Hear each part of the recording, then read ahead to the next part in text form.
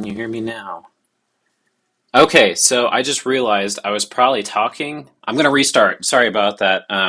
Because I just realized my headphones weren't connected to the laptop, so I'm going to go ahead and restart. Apologize if you are watching live and I'm doing a little bit of a weird reset there. So, like I was just saying, I just got home about 5 minutes ago. I was doing a couple errands outside of the home, and I am running some stuff that I want to show here today. But yeah, and that's what I was going to do. I want to show just what I was doing. So I actually am running here what is known as Terraform Cloud. So Terraform Cloud, um, I don't want to talk too much about Terraform yet because I do plan on talking about Terraform at a later date. But what Terraform allows you to do is basically to create resources on a multitude of providers, including AWS, with specialized code.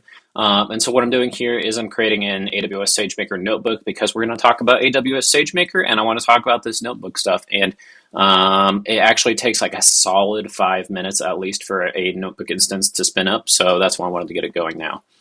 Okay, so let me go ahead and turn off my screen sharing for a second. All right, so let's talk about what we are going to cover today, or actually where we're at. So we have been working with the Titanic stream for the last couple weeks, or I'm sorry, the Titanic data set for the last couple weeks. We've taken it all the way from feature engineering. Hold on, I'm getting backwards with my hands here. This makes sense to you. Okay, feature engineering. So starting here, then we went to creating the predictive model, and we last time containerized it with Docker. And so I actually apologize if you went out on my GitHub trying to pull those files and wanting for the Docker files piece specifically. They are not there because I've not pushed them, because you might recall the last stream I had a bug, and I still have not resolved that bug. And it's not that I'm having an issue, I just haven't done it. I've been a little bit, I don't want to say lazy, but I just haven't gotten around to it yet. Taking a sip of my drink there. So what instead, we're not done with the Titanic data set yet. I just wanted to take a break from that to do something a little bit different. And we're going to talk about AWS SageMaker today. And actually, part of the reason I want to do this now and take a break from the Titanic data set is because eventually I want to show you how I would deploy this containerized API that we created last week onto AWS SageMaker. And then I also want to show how you might deploy it on Kubernetes. So I'm already familiar with those two. And one that I actually am a Google Cloud practitioner, Google Cloud Platform associate cloud engineer. But so that's kind of like the equivalent of like the AWS Solutions Architect Associate. So I'm not very familiar with Google Cloud Platform's machine learning services, but I've heard they're really good. So maybe we'll cover a stream that does that. There are lots of different stream ideas that I've got floating on in my head right now. I do want to do a series on natural language processing, NLP, and I am just now starting to bat around this idea of doing something with deepfakes, because I just think that would be really fun. And actually, that's kind of the reason I started doing this stream, is because if I start collecting enough data about myself, then I might be able to deepfake myself in the form of audio and video. So, so let's talk AWS SageMaker. So let me go ahead and share my screen again here. All right, so hope you can all see that all right. So I was just looking at, there was some big news yesterday in the Nintendo world, just stuff that got announced, and I'm a big Nintendo guy, so that was pretty exciting. Anyway, so let me go over into the AWS console.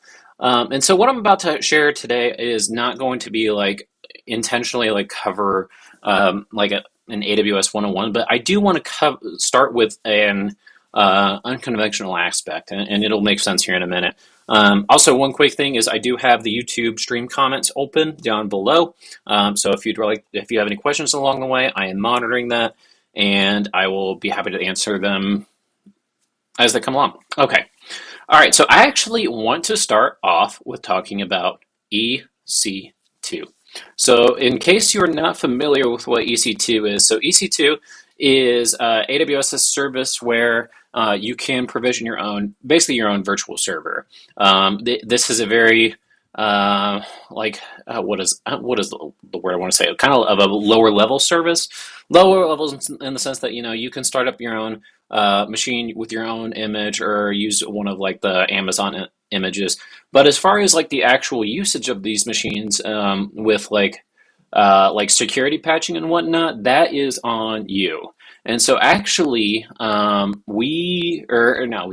a lot of people that use AWS, they might use EC2 instances, but a lot of people actually prefer not to use EC2 instances just because they can be a little bit difficult to use. And I'm not saying they're that hard, but like, so the reason I bring this up is because AWS, they kind of recognize that people don't want to have to manage like some of these underlying things that EC2 does.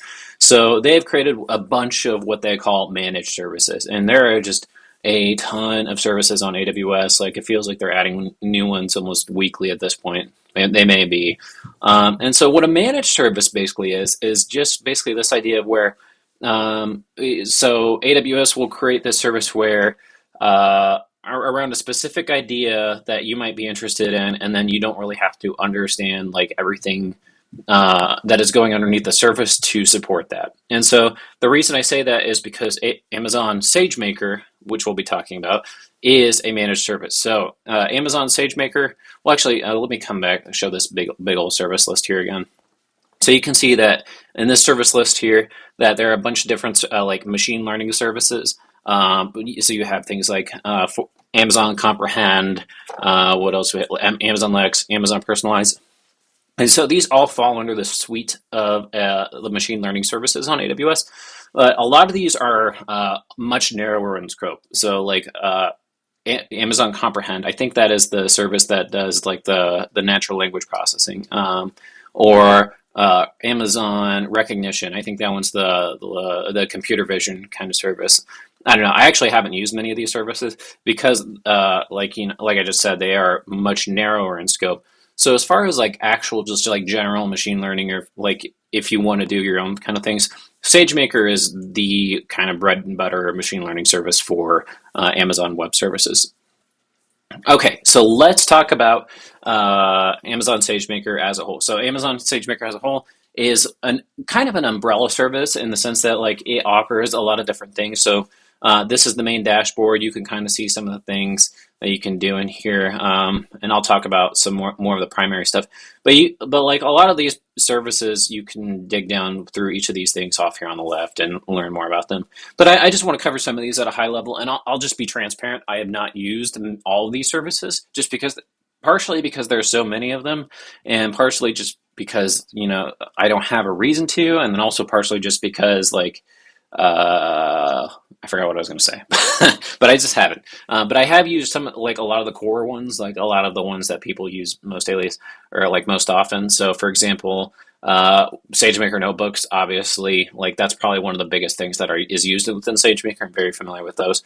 But like Amazon keeps adding more and more things to Amazon SageMaker. So you can see that like they're promoting this thing called Amazon SageMaker Studio up here. And I personally have not done a whole lot of work in Studio yet, but there are a lot of, or not a lot, but several features of SageMaker that are locked behind the Studio wall, which is basically like this idea of like, so these things in here. I didn't even know they had a feature store in here. Well, okay, so again, learning new things all the time. And so therefore, and then like Studio's weird. I don't know, like maybe it's just because I don't understand it very well. But like you actually have to like create your own. I don't really understand what this is doing yet. And so I'm not going to worry about that now. But yeah, I mean, there are lots of cool things, and maybe I'm just being like stupid about it, and I just don't understand what it all does. But it seems to me that Amazon has been really pushing for SageMaker Studio to become like the thing for SageMaker. But Studio's been out for what, like a year and a half now, maybe even longer than that. I don't know. I think it shows a lot of promise, but I don't know if like it's gonna catch on. I don't know. So like I really don't. And I am not the best person to be talking about Studio. But anyway, so let's talk about some of these other services off on the left.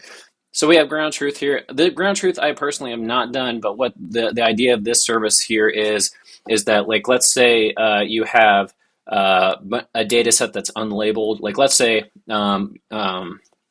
So I actually had a coworker that recently created a natural language processing model for fun around like understanding like the sentiment of YouTube comments, and she actually did the labeling herself. She and her friends and I think her mom did that labeling. So by the way, that is Katie. That is your model if you are watching this, and she did a great job. And but like so let's say like you didn't want to do the labeling yourself or like so the labeling, what she was doing is they were reading these YouTube comments, and they were like categorizing them as like this one's angry or this one's misogynist, or maybe it was like misogynistic. I think I'm botching this a little bit, so I apologize for that. But anyway, so obviously that's not. It can be very time consuming, and so like I said, she got some friends and family to help her out with that. But let's say you didn't want to have to do that yourself, then you can create a labeling job here. And so there are actually and I'd be very curious like how this actually works because there are actually actual human beings that are going through and labeling these appropriately. And you could even do things like you could see here image classification, creating bounding boxes, other things. And so it's really cool. But I think I read it's kind of pricey, and so I think that's why she avoided it, and she didn't have a ton of data, and I don't blame her. I mean, it's a cool service, but like I said, I personally have not used it, but I trust that it works fine. So I'm not going to cover this one anymore. I'm actually going to skip over Notebook for now because we're going to cover Notebook more in depth later. Processing. So processing is you can create these. Oh, I don't remember doing this. It's been a while since I've been in this. I don't know what processing job in this capacity is. If I recall correctly, and because maybe this is it, let me check. I want to check something real quick. Okay, so this is what I think it is, and this is basically creating a data pre-processing job. So, like, let's say you wanted to have like a job that would take your raw data and then do your feature transformation on it, just like we did with our Titanic data set. That's what these jobs are designed to do. And you might be wondering, well, why not just do that as part of like a batch inference job or like the other inference jobs? And you can. It's just that the difference between these is that like if you wanted to have like a pre-processing job that used like a lower instance that was cheaper, or for some reason, or maybe the opposite, maybe you need a really high instance for your feature engineering, but for actual inference you don't need something as high, then you can separate it out. And so pre-processing jobs are nice. And I don't remember doing this. And it says duration 4 minutes. Pre-process abalone data set. Huh. This might have been something I did for Udacity when I was learning. January 23rd, 2021. I really don't remember what this is. Okay, I'll have to look at that later. Okay, all right, so let's move on to the next little section here. So this next little section is training, off here on the left. So training, just like it sounds, these are the like jobs that you can use to create different models. So you can see that I have created a number of different models in here, and I'm still just baffled. What is this abalone thing? I'll have to research that later. But anyway, so you can see like the once the training jobs are complete, then you can see the like the metadata associated them and whatnot. And I actually think I deleted everything underneath here. So that one failed. Let me show you a good one that passed. Okay, so this one passed apparently, and wow, I can't believe I've been using SageMaker since 2019. I know that's not that long ago, but like it feels like a long time ago for me.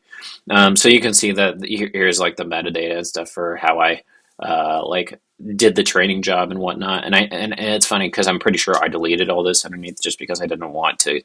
I didn't want to like get charged for any of this later on. So I don't think like any of these S3 data things or whatever exist anymore. So that's what the training jobs are. And then similarly, the hyperparameter tuning jobs. So you might recall how we did that with grid search just on our local machine. It's the same concept here, except you can do like more fancy kind of stuff with this hyperparameter tuning job. I've actually never done an AWS hyperparameter tuning job. I've personally just done grid search on my local machine, and it's done the job just fine. And then let's come down into the next big bucket of work services here, and that is inference. And this is where I probably spend a lot of my time as a machine learning engineer. So just as a quick refresher, machine learning engineer can be defined multiple ways across multiple different companies. At least for the company that I work for, a machine learning engineer is the one that's taking a model created by a data scientist and then packaging it for production and used by other systems. Yeah, so this is obviously where I spend the most amount of my time. So SageMaker models is a bit of a misnomer. in the sense that like it's not just it's not just a pickle file basically, like that we were talking about before. And I unfortunately don't have anything in here right now because I try to keep all my stuff deleted out just because I don't want to run it. This is my personal account, and I don't want to run up any unnecessary charges for any reason. But yeah, so like the model itself in here is so if you did train with an actual SageMaker training job, what it will do is it will create the pickle file, wrap it in like a compressed tar.gz file, put it in S3, and then give it its own ARN that you can reference throughout AWS. So in case you're not familiar with an ARN is, ARN stands for Amazon Resource Name, I'm pretty sure. And it's basically like a unique identifier for any AWS resource. That makes it, so it basically creates a model package, but like you can actually go here, let me just show you here. Like you can actually go in here and create a model. So you could see that here's that first one that I was talking about where you would just provide like the pointing to basically that same like model you trained out before. But like if you wanted to use like your own custom image, which we will use at some point, and I will show that in a later stream, you can do that here, pulling from the Elastic Container Registry, or noting where the model artifacts are, and then other things like that. And so this is all working through the UI, and the UI is pretty nice in the sense that it explains things pretty decently. In case you've never worked with SageMaker before. Those are models. I'm not sure what compilation jobs are, honestly, because I've never done one. And the same thing with model packages. I'm not sure what a model package is either, so I apologize for that. But models are the big ones I use.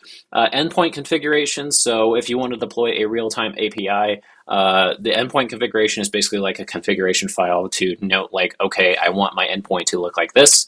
And so you can see here in this UI, you could define, I want this many, I want one concurrent, max concurrent invocation per instance. I want it to, I don't know why you'd want the S3 output path. Location upload. Okay, yeah, so the nice thing about, here, actually you could see it right here. If you wanted to capture inputs and outputs off of your endpoint, which is important for model validation and whatnot, then you can do that here. So you'll just mark these things, and then you can point it to like dump those things in S3. You can even set a sampling percentage. So let's say like if you have an API, and this would make sense for if you're a company that has an API that's getting hit like 1 million times a day. Maybe you don't really care to save 100% of your logs because that maybe just overkill. Maybe you only want to save 30%, so that's what this is. But you can crank it all the way up to 100% if you'd like. What else? And then this is where you actually like. So I don't have any models here, but if I did. Oh, so this is actually kind of cool. So what it says production variants here. So like, let's say I have 2 different models that are like intended to do the exact same thing. Let's say using our Titanic. So like, let's say the Titanic model, we used a random forest classifier to build that, as you may recall, but we could have easily used something like a logistic regression model. So let's say we had, a logistic regression model already on production today, and we wanted to test the viability of a random forest classifier model, and you basically wanted both models running in parallel. And I don't know why I stopped the screen share, but like what this can do is basically say, okay, behind this exact same endpoint, I want 2 different models served out, and they're basically going to serve the same functionality, but they're technically different. One's a logistic regression, one's a random forest classifier. I want 80% of my traffic to go to the logistic regression model, and I want 20% to go to a random forest classifier. So it's kind of like a live blue-green environment. Behind the same endpoint, and you can change that without your downstream consumers having to do anything. So that's really cool, I think. I've actually not practiced that myself. I haven't had a reason to yet, but I think it'll probably happen. So that's the endpoint configuration, and then the endpoint itself. So the endpoint itself is just basically building the endpoint, but it needs that endpoint configuration. So coming on over here, so yeah, you can either use an existing endpoint configuration, or create a new one. But otherwise, like I don't know why these are necessarily separated into 2 different sections, because they're basically go hand in hand. You can't have an endpoint without an endpoint configuration, or you can define an endpoint configuration, but it's basically worthless until you turn it into an endpoint. So that's endpoints and endpoint configurations. We will, like I said, at some point with our Titanic model, I would like to show you how to deploy an API onto AWS, particularly, well, I think we're going to take a slower approach to it because I was going to say let's do it in Terraform, and I do want to do it in Terraform, but I think we'll just do it first via the console. We're not going to do that today, of course. Like I said, we're going to cover SageMaker notebooks here in a little bit, but yeah, we'll eventually get to that. And then finally, here is batch transformation job. So a batch transformation job, is a job that's run. It could be run once a day, once a week, or once an hour, things like that. And it basically batches up a bunch of data that you want an inference on against your model, and it's similar in capacity to like the real-time endpoint, and actually the underlying container is supposed to be crafted very similarly, but it's basically doing the same thing here. It's like, here's my model, I want this instance type, I want an M5 M5 large, let me come back to this here in a second. But anyway, so you define your input. So like this is where like my input would be. This is where I want my output to be, and then other things down here that may or may not be optional. So I do want to talk about this really quick. So you might be wondering, like, what does this thing mean? So there are different instance types that you can use across all these different Amazon services, and they aren't necessarily intuitive, and that's okay. And I'll show you like how you can understand these better. So just to show you here on the drop-down list, though, like you can select from any of these, and then so like you naturally might be scratching your head wondering like, what the heck does any of this mean? So the way I kind of help myself to understand this is kind of counterintuitive, but I actually just go to AWS SageMaker pricing, and the reason I do that is because actually the pricing UI is easier to follow than anything else. So did I grab the right link? So all right, so that was an ad. I didn't want the ad one. Okay, so this is the Amazon SageMaker pricing page, and the reason I like to come here is so you can come down to this chart here, and this is why I like this the most. I mean, the price is nice, but the reason I like it is because it shows like how many CPUs and how much memory. So you can see like all the different Amazon services here. So like let's say I want to see like, or I'm going to create a real-time inference API. What are my options that I can create things in? So I personally do all my work out of US East North Virginia. And I selected the real-time thing there. So you can see MLT2 medium. This is one of these things that is quizzed on some of like the higher level AWS certifications. And I guess I should have led off with that. So in case you're curious, I am AWS certified. I have 5 of them. I have a Cloud Practitioner, Solutions Architect Associate, Developer Associate, Big Data Specialty, which no longer exists, or at least not in its old way, and then finally the Machine Learning Specialty.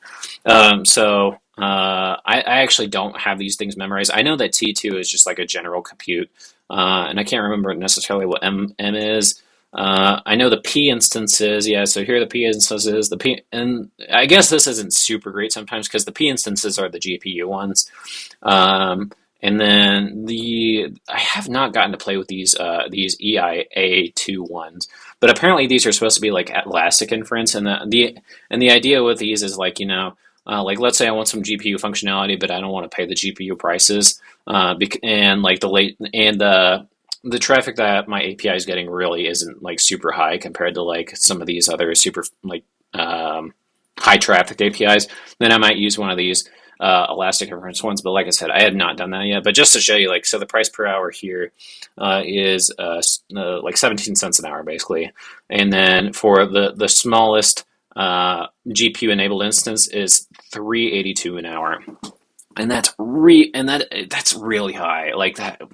And some of these other ones, oh my gosh, I would like to know if anybody's actually using this P316XL, because I don't know. Let's do some calculations. So $28 calculator, calc infinity. I got my phone open. I'm just plugging in these numbers. All right, so $28 times 24 hours a day. So that's $672 already, times 365 days a year. That's almost, I don't know if you can see that. That is almost $250,000, and that's just one instance. And usually, most people like to have one or two replicas of these like APIs behind the scenes. So that I mean, if you had two replicas, that doubles it for so like $250,000 to $500,000, and yeah, so like these things can get steep, folks. So that's why you got to watch your costs on AWS. So those are the instance types. All right, so let's come back into our thing here. All right, I'm going to cancel this out. All right, so I'm going to close this. I don't really know much about Edge because I've not had to use Edge. I believe it is, so I believe that Edge is designed for using like SageMaker, basically like SageMaker on IoT devices, so Internet of Things. So IoT example is like my Hue light bulbs. I don't know if you've noticed, I have colored light bulbs in my office here, but these are Philips Hue light bulbs, so these are IoT devices. And I can't think of any use case of where you'd ever need to use machine learning for like the light bulbs. But let's say like a Nest thermostat or any of these smart thermostats, like they may want to use something like Edge Manager here, because then you can use some basic, like some little machine learning on this stuff. At least I'm pretty sure that's what this is doing. Again, I've not had any reason to use Edge, but I'm pretty sure that's what that is. I was looking at this one yesterday, augmented AI. I've actually never seen this before, or maybe it has been here and I've just not paid attention. So I'm not even going to pretend like I know what these are.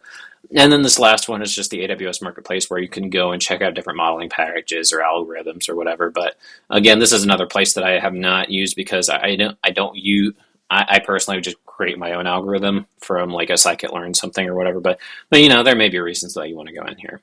So I blasted through all those services. I didn't really talk about Studio that much. Just I do want to get to Studio at some point.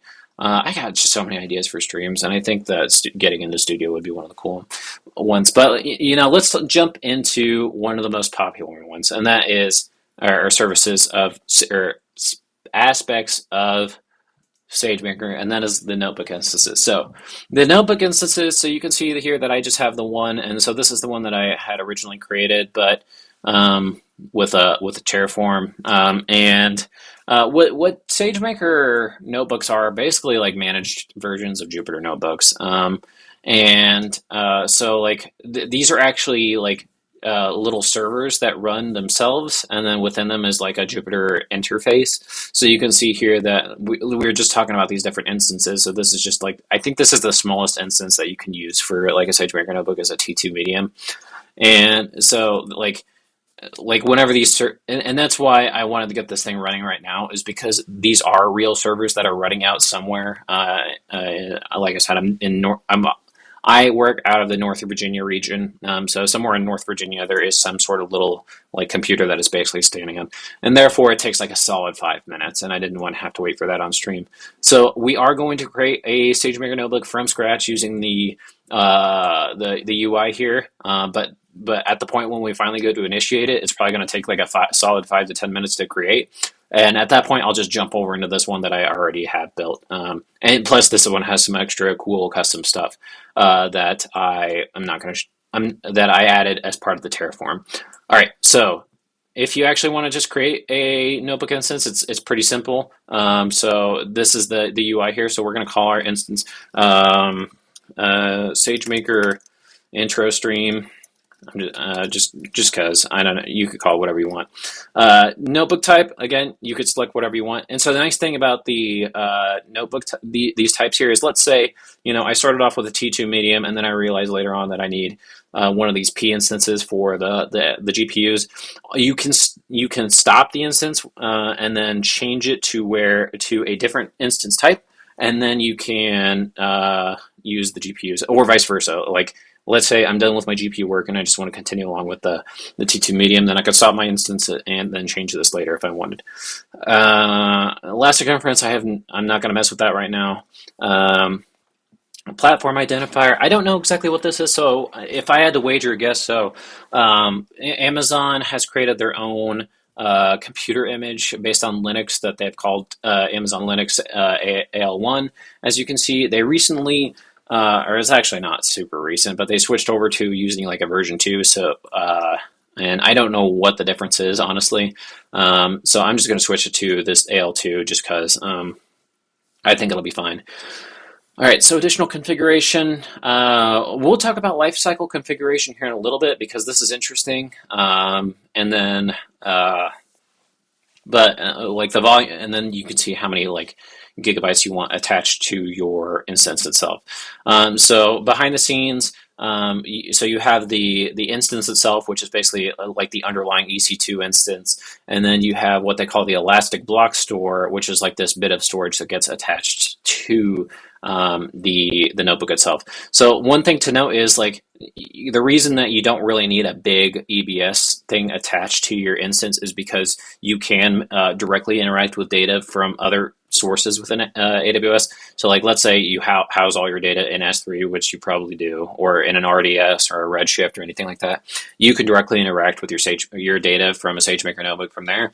So in that case, like you actually don't really need a huge volume instance. In fact, I have no idea what the use case would be for like a 16 terabyte option here, as they're mentioning. So we're going to stick with 5 because that's just the minimum. All right, so IAM. So IAM, Identity and Access Management. So you do need to have a role connected to this that gives AWS basically permission to be able to do whatever it needs to do.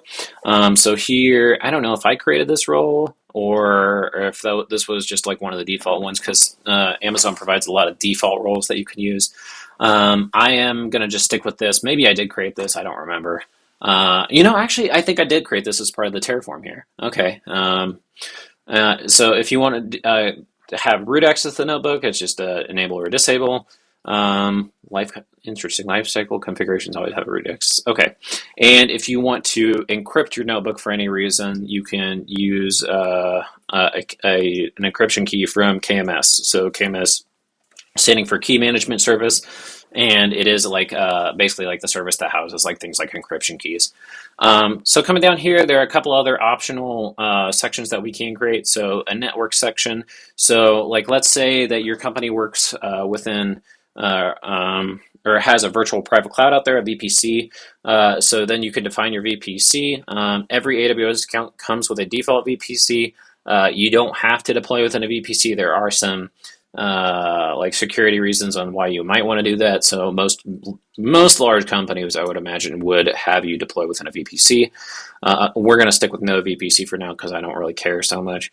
Git repository. So this is a one where you can define so whenever your SageMaker notebook starts up, or your SageMaker notebook instance start up, then you will see like your Git contents immediately. Now, the only thing is like you actually have to, well, let me show off. Can I show off? Well, I'll show you here in a second, but like basically you can't define it directly from here. And then finally tags. So the tags, tags are pretty important, I think, because tags help you to define like how things get aligned across your company. So like let's say you want to create you want to have all your resources segmented by department. So you could say I have a key of department, and my value is I am part of the marketing department. So like in that way, if there are different data scientists that work or machine learning engineers that work within here, they can tag their stuff appropriately. Like let's say you have a data scientist that is going and like creating stuff for the legal department or for a customer service department, then you can separate these things out by tags and know like definitely like who's doing what, and that helps with things like cost management and whatnot. And you can add multiple keys. I think you can add up to like something like 42 keys, but I'd never seen anybody go more than like 8. So but yeah, just know that there is indeed a limit, and I don't know if that's a soft or a hard limit. All right, so I'm actually not going to create this because I'm not even going to use it. No, I am going to create it just to show you like it takes just gosh darn forever to create one of these things. So I hit the create button. Is it going to create, or because sometimes these things? Oh no, I don't. Oh, that's because I started to do this, but I don't actually want to do that. So I'm not going to enable any custom encryption, partially because I just don't even have a KMS key defined for myself. All right, so you can see that now that we have created our notebook that is in pending status. So this is what I was talking about, where somewhere in North Virginia right now, North Virginia, Is North Virginia a state? I thought it was just Virginia. I wonder if it was just like the northern part of Virginia. Yeah, because then I see North California here. Okay, and I know for sure North California is not a state, although California could be multiple states. It's so big. Anyway, we're in pending status right now. This will stay in pending status until it is ready to go, and like I said, this takes kind of forever. So let's say like once this thing is working, so you can see like this one is in service. At the end of the day, so by default, these things will stay in service so long as they are like you don't have any custom sort of anything that stops them. And so that can be a cost concern. By default, there is no like way for like an auto stop on these SageMaker notebooks. And SageMaker kind of hides that. And I hope nobody on AWS is watching this because I really do like AWS. But it kind of feels like so when we created this notebook instance, you notice you probably saw that there was no option for an auto stop. Like that just seems shady on my part. It just seems like Amazon is trying. Like, yeah, you could go ahead and keep these services in service forever. We're just going to keep charging you for them. So I don't know. I personally am of the ethical like thing of like if you know they're not using it, they should have put an option here for the auto stop, especially because I'll show you can enable auto stop. It's just not very apparent. Okay, so this is the SageMaker notebook that I created with my Terraform. So this one does have some special stuff attached to it. And so actually, let me come back here off here on the left. You might be wondering, well, what is this lifecycle config thing and what's the get repository thing? The get repository thing is a little more straightforward. So basically, it is like creating a mapping from wherever your GitHub or your Git thing is to like Amazon basically here, and then you can see it even gives its own ARN, the Amazon resource name. So you can see here that this is actually pointing out to our Titanic SageMaker BYOC over in GitHub, and then whenever I go and instantiate or like want to create a new notebook instance, then I can just reference this guy here, and it will know to clone that repo into that notebook instance whenever the notebook instance starts up. So that's basically what that is. The only challenge with using something like this directly is that you have to basically have this in a public place or configured to be public. So like, let's say you're a company that has something like, I don't know, a private managed instance of GitLab. By default, you're not going to be able to like put the URL for that in here and then have that connect out appropriately unless your company somehow enables GitLab to connect with that or talk with that. But GitHub is open, and I can't remember if I don't think I had to enable anything special. And like I said, I actually did not use the UI here to create this. I used Terraform, and I'll show the Terraform code here in a little bit just to show you what it's doing. But like I said, again, we're not going to talk. It's super specific about Terraform, but I do want to start making you all aware of that, just because it is even though Terraform is not an AWS product or an Amazon product, it's a product of this company called HashiCorp. I really like it. I think it's great, and I'm not just saying that because my company. I got introduced to it obviously through my company. I think it's a wonderful service. I've really liked. HashiCorp has a lot of different products, so Terraform is probably the biggest one. They also have another one called Vault that's pretty good. And then there's another number ones. But anyway, I do know one person that works at HashiCorp. HashiCorp just seems like a cool company. And so I've been really impressed with their products so far. And for our purposes, like the actual use of Terraform is free. Like when you want to do some like more fancy enterprise level stuff. So you may have heard of Terraform Enterprise, and that starts to get I don't want to say costly, but it's not free. But yeah, there's lots of reasons why you'd want to use Terraform Enterprise, and this is not a Terraform stream, so I need to stop talking about Terraform. All right, so let's come back over here on the left. So we covered the Git repositories, the lifecycle. So this is a lifecycle configuration, and this one, like the name. I don't know. I guess it makes sense like after I understood it, but like when I first looked at this, I really didn't understand what this is doing.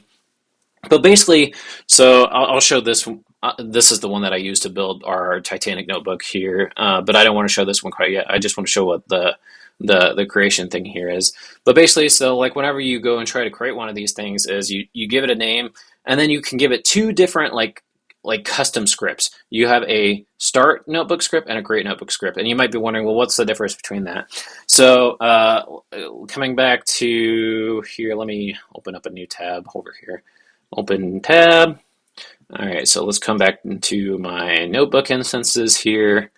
Okay. Oh, wow. So this one's now in service. So, and actually, I don't care for it to be in service anymore. So actually, let me go ahead and stop it because this is a good example. So you can see here that I am stopping this instance here, but I am not deleting it. And there's a big difference between the two. So imagine, like I said, under the hood here, there is some sort of computer running somewhere in North Virginia with these things. So basically what I'm doing down here is I'm telling that computer, go ahead and shut yourself down. I don't need you right now, but I might need you later.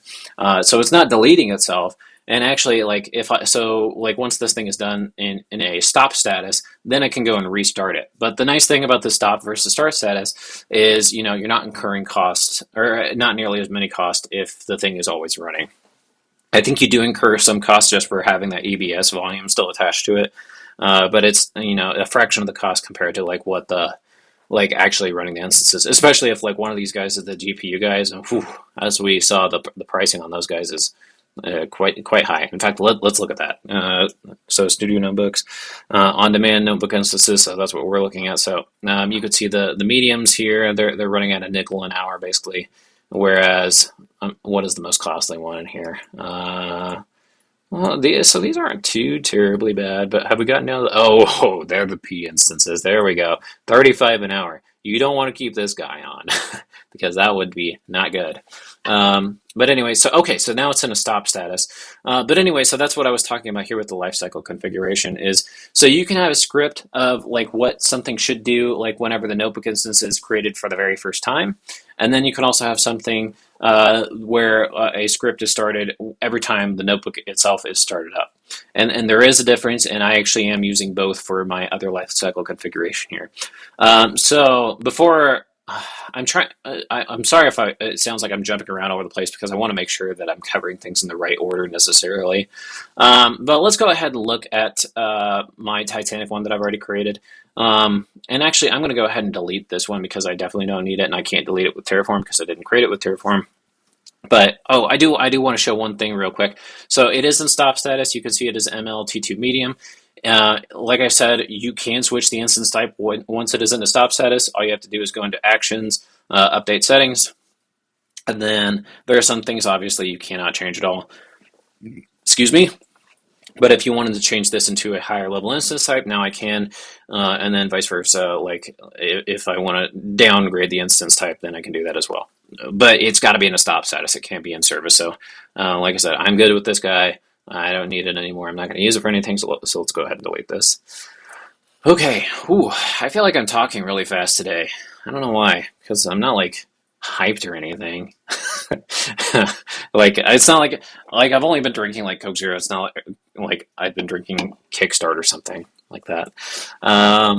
Okay, so the actual notebook instance. So you can see off here on the right, there are two different links. You can do an Open Jupyter or Open Jupyter Lab. So basically, the only difference between those two is if you think about the Jupyter Notebook interface versus the Jupyter Lab interface on your local machine, you can select whatever preference you are. I'd mentioned before that I actually prefer the notebook interface, but I'm going to show the lab interface because it shows, I want to show you all something here that's easier to see within the lab interface. So it's going to redirect over into here, and we'll see the Jupyter Lab interface here in a second. So, so if you've used Jupyter Lab before or used a standard Jupyter Notebook, as we've done in previous streams, this is going to look very, very, very, very, very familiar to you here in a second. So, okay, so over here, off on the left is our files. So you can see that it appropriately copied over all of our stuff from our Titanic SageMaker BYOC Git project. So you can see down in here, and I can dig down here, I can look at the notebooks, and there's all of our notebooks. But before I open any of those, I do want to show here. So these all off on here are all the different kernels that SageMaker has to offer. So all these are default kernels, with the exception of one, and I'll talk about that in a second. So these are just designed, if you're not familiar with what a kernel is, it's basically like a set of dependencies that are reused for like different purposes. So like in most cases, like a kind of Python 3 kernel is going to suffice for us. But let's say you're working with PyTorch, then you might want to use the PyTorch kernel, a TensorFlow kernel, and things like that. Like I said, Python 3 suffices the most for most people. The only downside to these default kernels is like, let's say you need like like you're a data I'm trying to think of an example.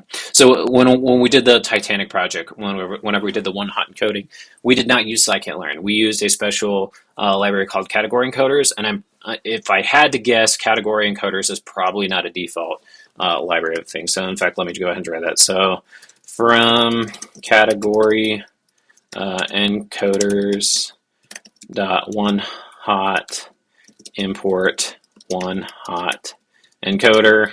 So I think this is going to fail, but I also might have the syntax wrong. Actually, let me just go ahead and check from one of these other notebooks. So you can see here also, like, because I've not used this Git repo before, like it doesn't know what to select. So let me just go ahead and select the default Python 3 here. I'm going to grab this and I'm going to copy it over into our new notebook here because I definitely had the syntax wrong on that. Okay, so I'm going to try doing an import and it's going to say no module found. So this is the part that can be frustrating about SageMaker. So like, let's say I did a pip, so you can do like, you can install these things. So like if I did a pip install of category encoders, encoders, I think this is right. We'll find out here in a second. Is it going to scream at me? Okay, so it's downloading. So right now it just downloaded all these things, and now I can use category encoders just fine once this is all installed. So here's the downside to this, is that these kernels don't persist these things. So like if I were to stop this instance for the night and then come back the next morning, I would have to do this pip install again. And as you can understand, that can get really frustrating and really annoying. So what I did was, using one of the SageMaker lifecycle configuration scripts, I created my own kernel. And my own kernel has my own package dependency. So actually, this is probably a good time to show some of the Terraform code because I built this in Terraform already. So let me go ahead and pull up IntelliJ. IntelliJ, where are you at? All right, so let me go ahead and zoom in on this for you. And so I actually wrote a whole blog post about this. You can go and find it on Medium. My handle there is DK Huntley. My handle everywhere is DK Huntley. Branding. And so this is the actual Terraform that creates the notebook instance. So you can see here I'm defining the name. I'm defining the role ARN, the IAM ARN that we need to use, the instance type. And then you can see here the last two things. So the default code repository is pointing to the code repository right down here. And actually, let me go ahead and show that. So I've actually got this in a different file. So that it's in this Git repo down here. So open. I'm going to split this right. So I'm going to split. Well, I wish I would have done a split down. But anyway, so you can see here that this is another Terraform block where it's actually saying, okay, Terraform, I want to create this AWS SageMaker code repository resource, and I wanted to point out to this very specific Git repo out here. And like I said, this has to be public or like exposed to be public, or else like if you try to point to like a private GitLab interface or something like that, it's not going to work for you. But okay, so anyway, so I'm defining that here, so you can see that I'm defining and this is how you reference things. Well, I don't want to get into a teaching course about what Terraform is today, but anyway, like basically all you got to know is that it's being referenced. Like this thing is referencing this over here, and likewise, so you have your lifecycle config name over here. So let me open the Terraform for that, and so you can see here, like similar to this interface back over in here, where I was starting to create my own new lifecycle config. So create config. So there's only a couple options in here. You just define the name. You define the start script, you define the create script, and so that's what this is doing over here, or my Terraform is doing over here, is it is defining the on create and the on start script. You can see that it's just pointing to a shell script elsewhere in this repo, and I'll go ahead and show those here in a second, and they're base 64 encoded before they get uploaded. But anyway, so so within these scripts, I have the auto start and auto create. So this is where I was talking about with the on create, I'm actually creating my own kernel using this miniconda thing. And I'm not going to explain all what all this is doing in here, but basically it's, so you can see down here where like it's taking my requirements.txt file and basically doing like a persisted pip install. So that way, so let's look inside of my requirements.txt. I just put cat boost and PyAthena in there. So if I were to use my custom kernel, then I don't have to do that pip install business every time that when I start and stop a notebook, because I can just use that kernel and it's already there. So actually, let me come back to the Jupyter Lab interface. I'll close out of this, and I'll close out of this as well. And so you can see all these different kernels, but you might have caught, it's actually showed two different times in here, as one is the custom and then here, but this is my DK Hunley custom kernel. And this is basically a Python 3 kernel, except this one. Well, let me show you. So I should be able to do an import of cat boost just fine here. Import cat boost, and no problem. All right, but if I were to come in here, this other untitled one, so this, as you might recall, is just using the standard Amazon Python 3. So if I were to do import cat boost, it should tell me that I can't do that. So exactly, but like I said, I could do a pip install of cat boost, and I'm not sure it's called cat boost. I think it might actually be called category boosters or something. Oh no, I guess it is cat boost. But anyway, so the reason that the lifecycle configs are important is because you can create your own custom kernel, and then that'll make your data science very happy, because so when they come in the morning, presumably they've stopped this and it's in a stop status. So to get it from a stop to an in-service status takes like 5 minutes, and then if they had to do a pip install and all these things, that would probably take another 5 minutes. So by the time you walk in the door and you do your work, you're at least 10 minutes behind. And that doesn't sound like that much, but that can be really frustrating. And well, when you think about, that adds up over time. So 10 minutes every day, not a very good use of our time. So that's one reason we use a lifecycle config. And then the other reason I'm using a lifecycle config, and this is what I was alluding to earlier, is you can enable an auto stop. And it's kind of interesting is not only can you enable the auto stop with the lifecycle config script, is Amazon actually created one. And so actually, let me go ahead and show you. Let's come back into here. So the kernel was created as part of the on create, and then within the on stop here, so you can see I'm actually initiating our kernel here, but I'm also setting this auto stop script here. So whenever the notebook starts up again, it is going to initiate this script here. And basically what this is doing is saying, if we think that you have been away for 300 seconds, we're gonna, or is that 300 seconds, or is that 300 minutes? I don't know. I would, maybe it's 300 minutes. Well, no, it does say seconds in here. Sorry about that. So let's say I walk away at the end of the day and I forget to shut my thing down, or not shut it down, but put it into a stop state. This is going to do it for me. And I actually, so it's actually using this auto stop Python script. And you can see here at the very top, I put this in here. It's kind of tongue-in-cheek a little bit. Special thanks to AWS for providing this script, because they did. I'm gonna give them full credit for this. It's over on their GitHub, and that's where I was saying I just don't understand why they don't enable this option as part of the default options whenever you create these things, because they clearly show they're fine with you doing it, and you can do it. It just takes these extra steps that aren't very obvious, but you can do it. So that's what this is doing, and this whole script, this Python script here was just a copy and paste. I did not write this at all, but it works, and I can verify that it works. And so I can't verify it on the stream right now, but let's say, coming back to my notebook instances, if I was just talking here for another 20 minutes or so, and this window was closed out, this would go into a stop status, which is great because that saves money at the end of the day. And people can be careless, especially me. I know that I would do my best to try to shut these things down at the end of the day, but mistakes happen, and you just, it's a good practice. I would say you want auto stop enabled on everything. And then, you don't just have, there are lots of other things that you can do with these lifecycle config scripts. In fact, so let me come back into IntelliJ here and grab this link, because this link here was actually chocked full of these different lifecycle config scripts. So let me just go ahead and copy this. And then let's go into here. I'm gonna go in here, paste this in here, and then you could see all the different examples of everything you can do in here. So this is really cool. So like I said, this is how I figured out how to do the kernel in here. Where's the kernel thing? So there's the auto stop. So the auto stop, this is the exact script I ripped from here, or like copied from here. Didn't adjust it at all. I just added that comment at the top for like crediting sake, I guess. But you can do all these different things in here. So where is the? I think this is the install common package for all environments. Maybe this is correct. I did a little bit of refactoring to make mine make a little more sense, or at least be a little. So, like I have said before, I like to be like very, very, very, very, very transparent with like commenting, mostly for me, because like it's easier to read the comments and understand like at an intuitive level like what this thing is doing as opposed to actually just reading through the code all the time. So I'm a heavy, heavy, heavy code annotator, and so you can even see that in here. So installing the separate content, because I've not done this. I probably created this 3 months ago, so I can't remember how to do this off the top of my head. So I know that this is creating a separate content installation via miniconda. It's instantiating the variables it needs.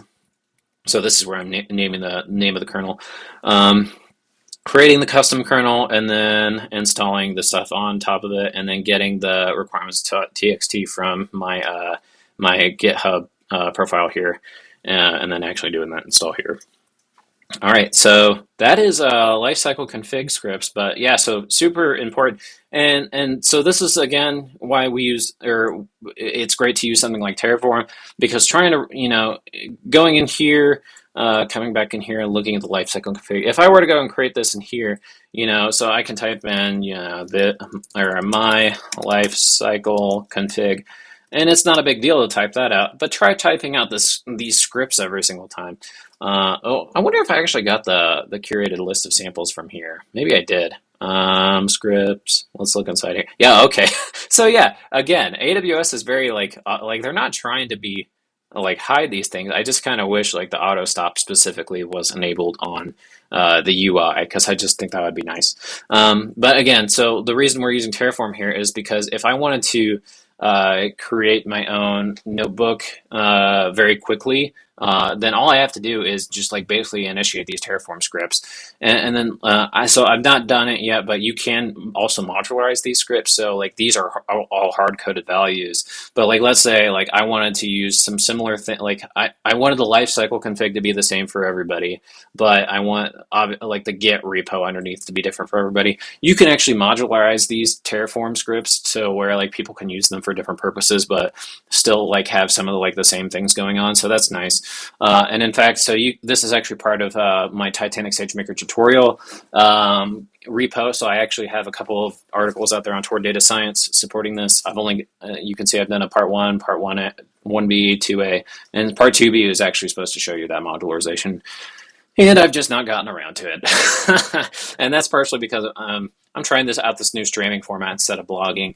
But I do love blogging, and there are benefits to both. The benefit to doing a stream like this is, I don't have to do as much upfront prep, in the sense of like, I don't have to type out this giant script. In fact, like I said, I slid in here like 2 minutes before the stream started because I had to go get my peanut M&Ms.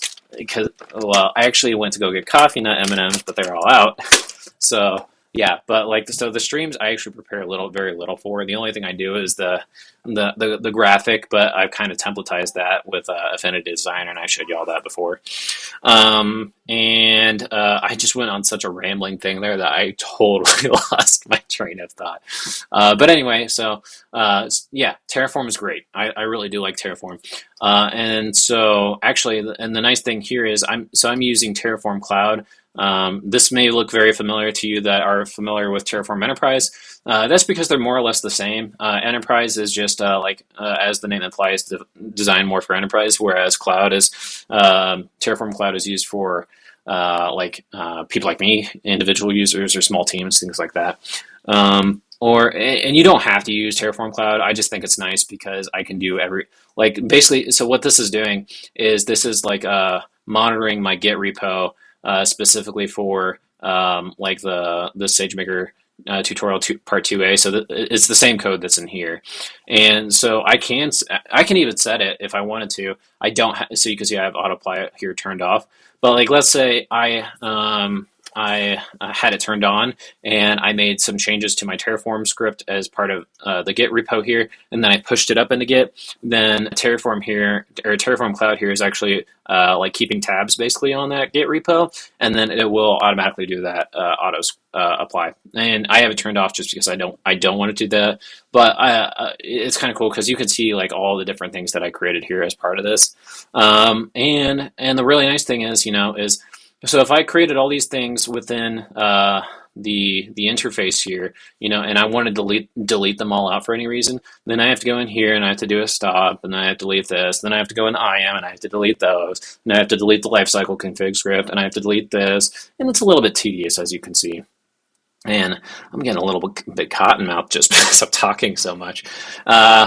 Anyway, so, but if I want to delete all these things in here, instead I can go in here and do a destroy. So I'm going to do a plan destroy. So this is fine. Enter the workspace name Terraform SageMaker tutorial part 2A. And also, as you all might know, I like to do all my personal development on an iPad, and so I'm just doing my stream off of the Mac just because the iPad's not perfect for everything, and especially not for streaming. But like so this is a web-based interface, so I can easily just go into my iPad like Safari and log in here and do these commands without having to even SSH into my Mac menu. So Terraform Cloud's really cool, and so the features that I'm using with Terraform Cloud, these are the free features, but there are more they're paid for features that are really nice. So things like Sentinel Policies. So Sentinel Policies, like let's say you're a big organization and you want to make sure that people or enforce certain rules on people to prevent them from doing something or make sure that things are being enforced properly. So we talked about tagging, for example. Let's say you wanted to ensure that people are tagging the resources appropriately. You can create a Sentinel policy that basically says, okay, when your Terraform scripts are run, we're going to make sure that you're tagging everything right, or you're not going to be able to deploy out there. Or another example, you can prevent people from creating VPCs or whatever, because VPCs can be really expensive, really hard to maintain. And so you could put a Sentinel policy out there that basically says, okay, you're not allowed to create VPCs. So those are nice. I don't have any Sentinel policies out here because it's just me. And so I got to trust myself that I don't do anything silly. So I just did the plan. So it's going to destroy all these things. So I just clicked the confirm apply button. I'm going to do destroying my stuff. My stuff. That's a technical term. I'm just being stupid now.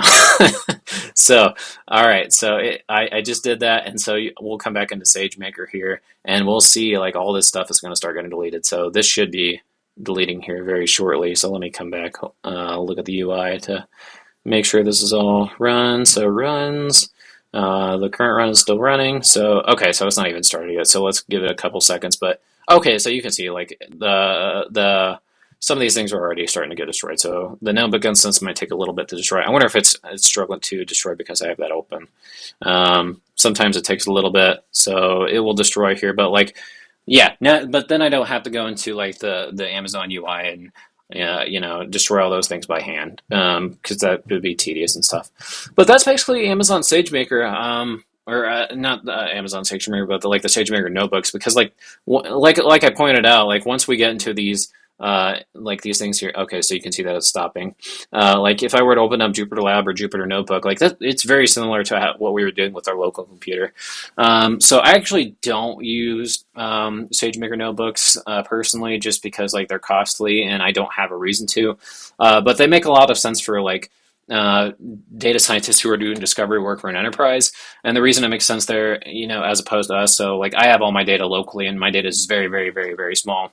But let's say I work with a ton of data and it's all on AWS and it's gigabytes, if not terabytes of data, then I could just use my SageMaker notebook and directly interact with wherever that data is on AWS, whether it be S3, Redshift, all these other different data servings or data storage services. So yeah, so notebook instances are great. Oh shoot, there was one thing I did want to bring up before I started to stop the thing, and that is there is some features within SageMaker notebooks that Amazon likes to promote that are cool, but I would say not super helpful. And what I mean by that is, so you can actually, from a SageMaker notebook, deploy out something like a real-time endpoint directly from the SageMaker notebook. And basically what it is doing is it's using some like APIs behind the scenes in order to be able to do that.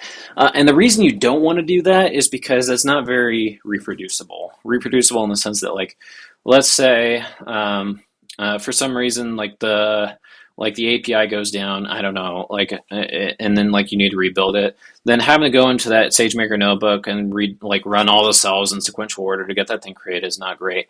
And likewise, we've been using Terraform here. We could Terraform all that very easily, and then further modularize that. So then so I actually have created a Terraform pattern within my work where like multiple like team members and I use the same Terraform pattern to deploy these different APIs for our different efforts. But because they're so similar, we can 90%, 95% of it's the same. The only thing that's different is just like the model itself. But and I'll get into this into another stream, but like to actually create an endpoint and expose it out to the world, like you can't just create the endpoint. You have to create the endpoint, you have to create a Lambda, you have to create the API gateway, you might have to create another Lambda for LDAP or some sort of authorization. And like that gets really, really complex. So if you start trying to just do that via the UI, you're going to drive yourself crazy. And so that's why we use Terraform for that instead. And let me take a step back for a second and say, like, you don't have to use Terraform. In fact, AWS has its own service called CloudFormation that's very similar to Terraform. The only reason I prefer Terraform over the CloudFormation is very specific just to AWS. And so, like, let's say you wanted to use Terraform for Google Cloud Platform or Microsoft Azure or Kubernetes. You can even use it for Kubernetes or GitLab or any of those things. Then you don't have to learn basically like a new syntax language every time you have to do one of those things. And plus, you can do some. I've never tried this, but I'm throwing it out there, and I'm pretty sure it would work. I would like to think that within the same like repository that Terraform, you could have some resources deployed onto AWS and some resources deployed onto Google Cloud Platform. And using Terraform, you could easily have them cross-talk to one another. And that's obviously not possible with CloudFormation. So I don't have anything against CloudFormation. It's just that, like, it's not as flexible as Terraform is. And I should have named this stream, Why David Likes Terraform. But SageMaker is a great service. I've really enjoyed using it. But yeah, that's basically notebook instances. And we are a little over an hour, and I don't really have much more to talk about today, so let's go ahead and wrap things up. Hope you all enjoy this. I don't see any questions down there, and that's okay. If you have any questions about anything later on, feel free to reach out to me. I'm on LinkedIn. I'm on Twitter at DK Hundley. I'm basically everywhere at DK Hundley. I've been fortunate to like snag all those. My URL is dkhundley.com. I always try to snag those from any social media site that ever comes up, just in case I ever find a reason to use it. github.com/dkhundley. Yeah, so feel free to reach out. I'm more than happy to answer any other questions. This won't be our first and only, this won't be our only SageMaker topic. And like I said, I do want to show you how to deploy a real-time API using our Titanic model with AWS SageMaker, and then eventually terraforming that as well. But I'm not sure what we're going to do in the next stream yet. We may jump back into Titanic. I also mentioned to you all that I've started working on this like movie rating model just for like fun, because I have a weird idea what fun is. And so we may do that. I'm not sure exactly yet, but yeah, let's go ahead and wrap it up there. So hope you all enjoyed this. Thank you all for sticking around. Hope this was informative for you. If there's any topics you are really interested in that I haven't mentioned, drop them down below in any of these YouTube comments or wherever else, and I'll look at them. I'll consider them for sure. But overall, I just appreciate when you guys are here. So I hope you all have a great weekend. I'm going to have a fun night myself. My girls are having a girls' night, so I've been not kicked out of the house, but relegated to my corner of the basement here, which is fine because I love my corner of the basement. I'm going to play some Deathloop on the PlayStation 5. My State Farm agent sent me a free birthday pizza thing, so I'm going to do that tonight, and that's going to be extra yummy. I got my peanut butter M&Ms because they didn't have my coffee, guys, but that's okay. And what else? Got my Coke Zero here. Yeah, it's gonna be a fun night. I'm looking forward to this weekend. I'm a simple guy. I'm an easy guy to please. I think, or I like to think that. But yeah, that's it. Let's go ahead and stop. Have a great weekend, everybody. See y'all later.